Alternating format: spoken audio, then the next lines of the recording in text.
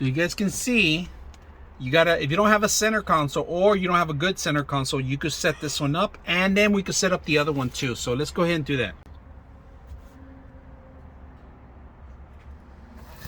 We have the mesh in here, and you could clip it from the actual headrest if you want, and then you could clip it from the actual bottom of the seats. So this is perfect for something else. We're going to show you guys what is perfect. This is perfect mesh. So if you do travel with a dog, he won't jump over. He'll hit the mesh here. You could also use it as storage here. It comes with these storage devices here right next to each other for extra drinks. If you want, if you don't have a good center console, you could use these two additional ones. They come with the mesh too. So 2 consoles and 1 mesh, which is really good, really stretchable, strong, durable. I hope you guys enjoy the video.